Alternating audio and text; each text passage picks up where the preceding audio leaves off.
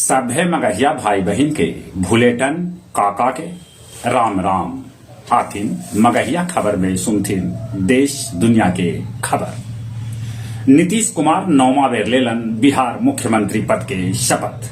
बिहार में एनडीए के सरकार बनल।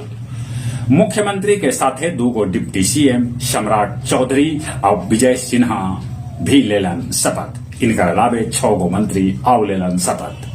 भाजपा के राष्ट्रीय अध्यक्ष जेपी नड्डा कहलका कि बिहार के तरक्की डबल इंजन सरकार में बेसी होए।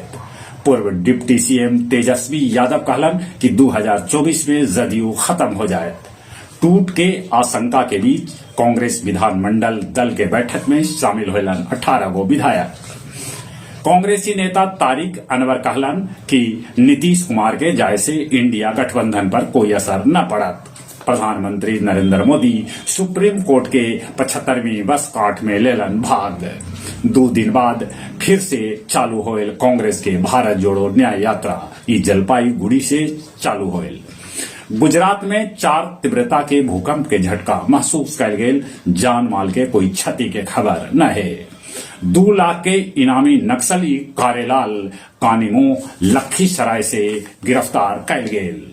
कोर्ट बांग्लादेश के नोबेल पुरस्कार से सम्मानित मोहम्मद यूनुस के दिलक जमानत।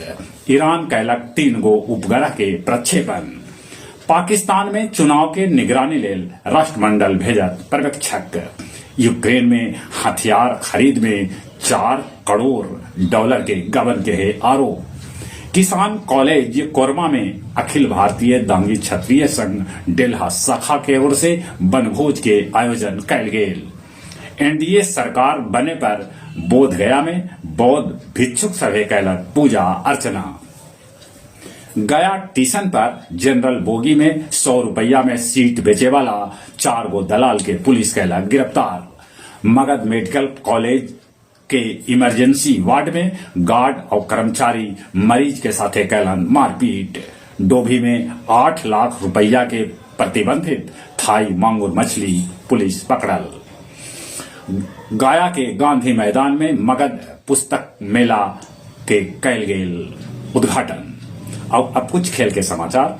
इंग्लैंड पहल का टेस्ट में भारत के 28 रन से हरा दिलक।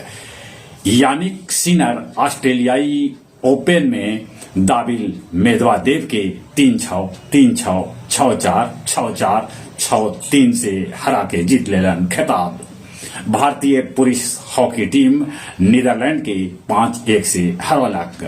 वेस्ट इंडीज ऑस्ट्रेलिया के 27 बछर बाद ऑस्ट्रेलिया के जमीन पर टेस्ट मैच में मात दे दिलक।